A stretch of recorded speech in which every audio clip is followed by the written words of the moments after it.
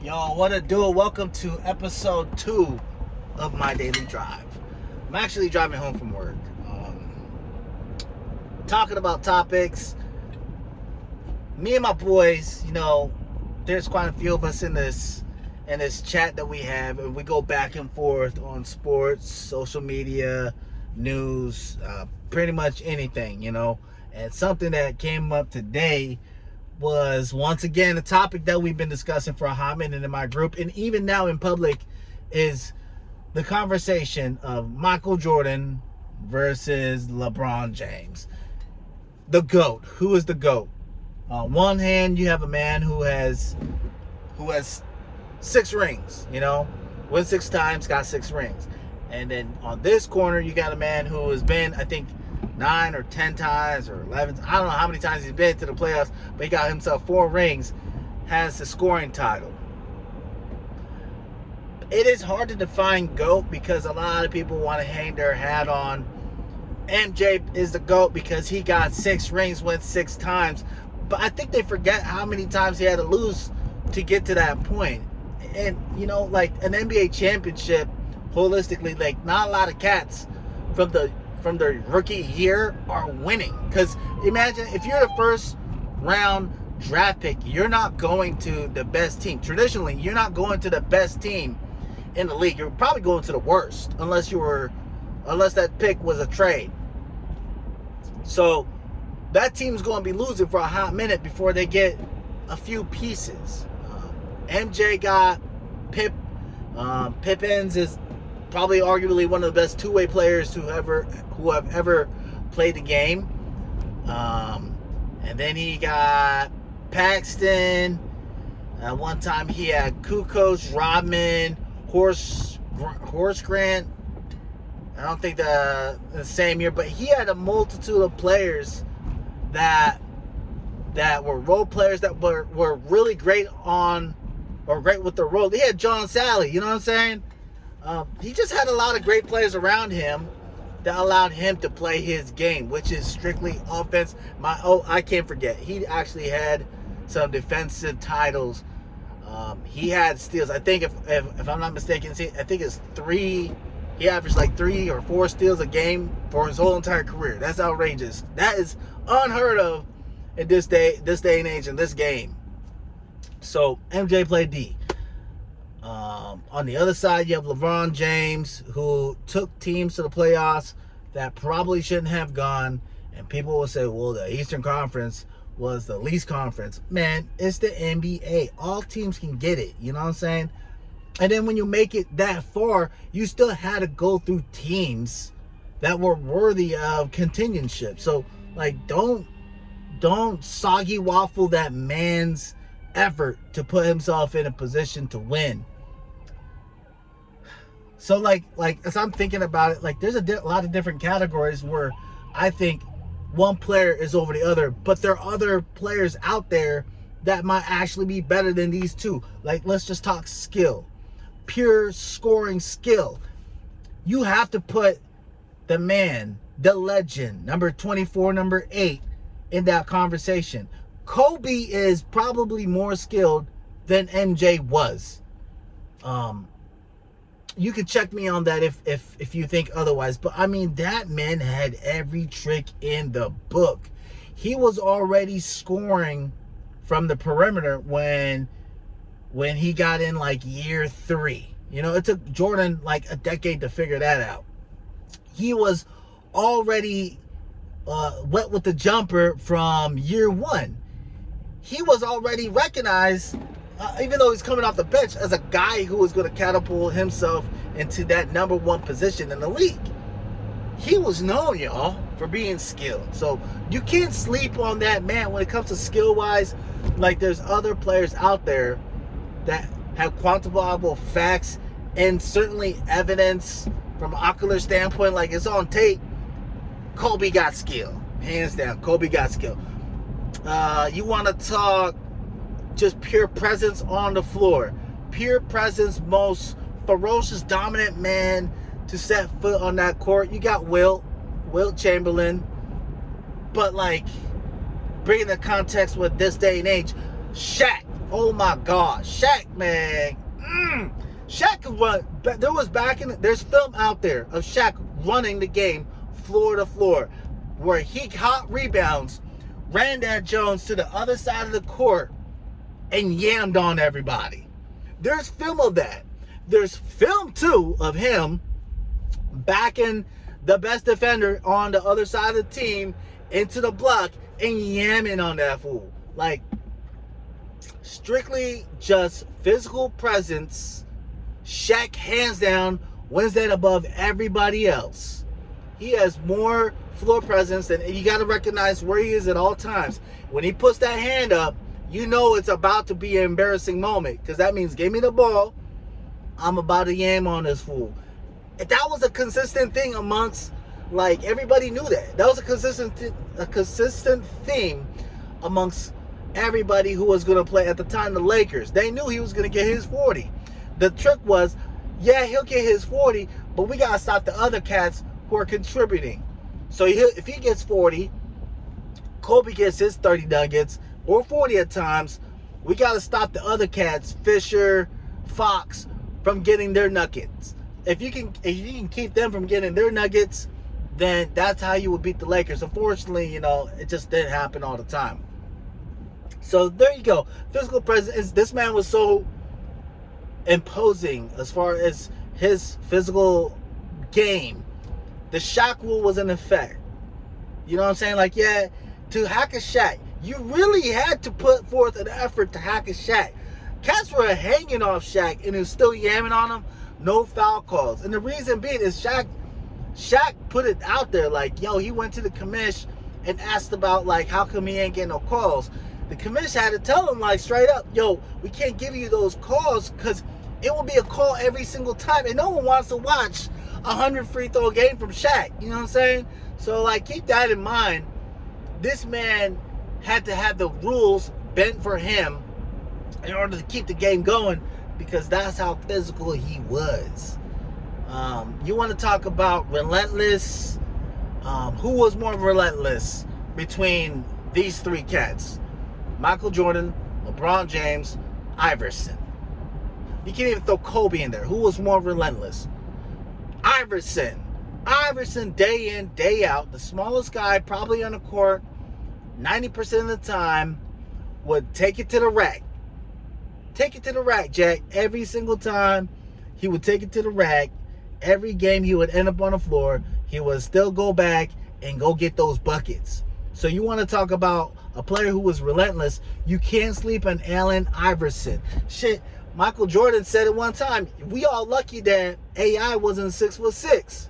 If AI was 6'6", the league wouldn't be talking about MJ. It would be talking about AI, the answer, the question.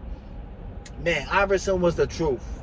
Iverson was deadly. He took a team that had no business playing against the Lakers to the motherland. I mean, yeah, he won one game. Might have been a fluke.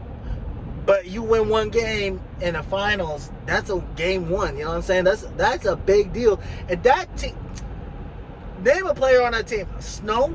I remember Snow. I think a real old, real used up Mutombo. Like, come on now, man. Come on. There's just a lot of different categories out there. Like, you can't even say Jordan's the best shooter, because best shooter we all know is Kerr. Best passer, Stockton. Kid. LeBron. Oh, shoot. Chris Paul might be in that list, too. Let's see another category. Rebounding. The Worm. Can't forget about Rodman. Shoot, in fact, Rodman ended up on the Bulls and won them a few chips. I think 3 of them things. Rodman was known for rebounding and not having to get points. So that's like the benefit of having a Rodman is, one, he'll give you total effort 100% of the time to go get those boards, be on offensive or offensive or defensive boards. He'll go get you that. And he won't put it back in. And he had plenty of opportunities to put it back in, but he would chuck that thing out and allow MJ, Pip, Kerr, Saxon, Armstrong, Kukoc to go get them buckets. I might have said some players outside the years that he actually played for, but you know, you get the point. Ron Harper. You know what I'm saying? Like to have a player like Rodman is a luxury for a team that has a player whose whole job is to score. Because if he didn't score the first time, he might get a second try. Shout out to Rodman. So if you want to talk about rebounding, you got Rodman. Probably got Shaq in there too. Like that man will grab that thing out the sky, put it back in. Who got more putbacks in the league like ever? That should be a statistic we should look up. Who got more putbacks in the league? Shaq's name's probably up there. Steals, you got to give it, yeah, okay. MJ got the highest average probably out there. It might be, I think it's either three or four steals a game career-wise. Whoo, that's high up there. That's a lot of steals, boy. He also did win some defensive titles, offensive titles, MVPs. But you know what? You know what's crazy about MVPs? It doesn't go to the best player in the league. I mean, correct me if I'm wrong. Best player in the league, 2000, not 2003, not 2004. We'll say maybe 2004. 2004 on. You could have probably have said LeBron James that many times should have won it. You know what I'm saying? The best player isn't getting the MVP. Shaq can tell you that. You know what I'm saying? The best player is not getting, Kobe can tell you that. The best player is not getting the MVP. Sure, most valuable player should be the most valuable player to the team, but it doesn't mean it's the best player in the league. Because we all know, and if for you basketball gurus and fanatics out there, we all know Bron probably should have had at least 10 of them things. Probably even 15. Shit. You might be able to say 18 of them Joneses, you know, like that's how good he has been. You know what's crazy is right now, I think a lot of cats are just taking LeBron James for granted. They're still hung up on the Michael Jordan effect. They're not really looking at this like, man, this man played for 2 decades, right? 2 decades, 20 years. He's been playing the same game. Sure, he's played on different teams, but he has averaged that high of a number for that many years. That is ridiculous. He's the number one scoring man, right? Number one scoring man. And he's not considered a scorer. You know what I'm saying? He's considered like a playmaker. He's considered like a passer. But he's the number one on the list. So how great is that when you are not the number or known for scoring, but you have the most points in NBA history? Crazy thought. Crazy thought. He's also out there for rebounding. LeBron's not in there for rebounding. A guy who is 6'8", 6'9", 6'8" probably should have rebounds. So he's like, for a man his size, I think he has played well enough for any position on the court to be a Hall of Fame in any position on the court. Think about that. Think about that. LeBron James at 5 or 6'8" has played well enough at maybe not the 5, but has played well enough at every position where you can consider him a Hall of Fame at 4 different positions. That's crazy. That if you want to know what GOAT is when you can play more than just your position. Think about that. Duncan can only play 1 or 2 positions: center, power forward. KG, power forward, maybe center, more power forward. KD, small forward, maybe power forward, maybe I don't know. He's not playing the center, you know, especially like if you're talking about generational crossing. KD ain't playing he ain't playing bigs back in the day, let alone power forwards. KD is not as, no, he is skinnier than KG, but KG would run up on KD any day. Like in the block, man, KD will give you that business, but not against KG. KG play defense. He will make you work for it. What else? So, I mean, there's a lot of categories out there. For me, it's really hard to say one particular player is the GOAT of the NBA, because there's so many. I think it takes away from what everybody else has contributed to the game and what everybody else has done for the game and what they're actually doing for it. Like I said, man, most dominant player to my eyes, Will, and Shaq. From a physical standpoint, you can't tell me otherwise. Shaq wasn't the most imposing player, to put the laces on, go out there and dribble that ball and yam on fools. You want to talk about exciting player, man, Dr. J. I wish, back then things were different. But man, if he would have played all his years in the NBA, we might have a different conversation about all-time scorer, all-time GOATs. You know what I'm saying? Like that's the legacy that Dr. J had left. He wasn't just dunking, he was scoring. But nobody knows about that because a lot of his points wasn't in the NBA. Prior to him coming, he was in another league.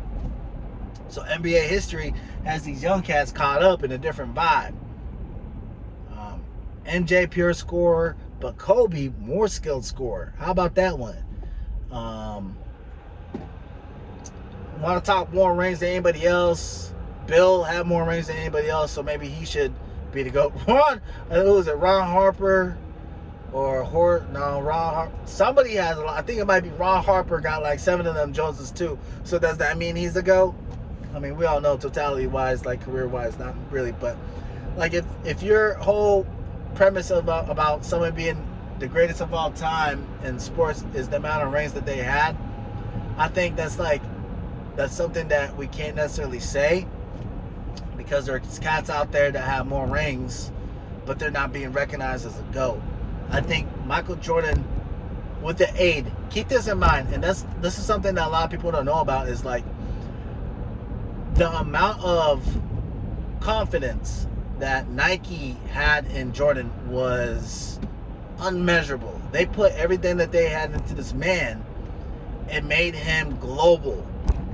If Nike would have taken that same effort and put it into, like, not at that time, of course, but if Nike would have gotten a hold of Allen Iverson and put forth the same amount of effort that they put in Jordan, Allen Iverson, and campaigning him as the best player, oh man, it would be really hard for a lot of people to ignore the fact that AI did all that at 6 foot. If Nike was somehow able to get a hold of, say, Shaq, and built him up into what MJ had become as far as like putting effort into campaigning him, we might have a different conversation opinion about Shaq. They started to do with Kobe, but not as much as they did with MJ. And you can see the dichotomy between the two, how there's a lot of similarities. There are a lot of similarities in game, because I think one pattern, one after the other. But you can see, like, when you're talking visibility, you can see where Kobe was almost on that plateau of MJ.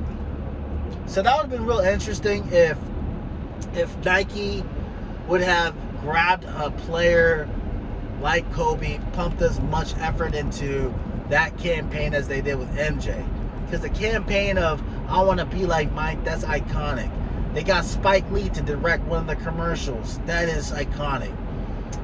Kobe, I mean, one of the most, I think one of the best commercials, man, that always has me like getting pumped up, ready to do something, especially when I'm going to the gym, is when I watch that commercial with him and Kanye, Ye, whatever he wants to call himself. And he's like, I got this many records and this, that, and the other. And he's like, more. Like, Kobe always wants you to do more. And he said, exactly. Like, that shit is cold as fuck, boy. Anyways, I think it's an interesting conversation between MJ and LeBron. You can easily say one or the other, but I think you can't necessarily say who's the GOAT without recognizing other individuals and give them credit for what they're able to do. Because when you do that, perhaps it'll be easier to recognize one over the other. Anyways, I'm signing off.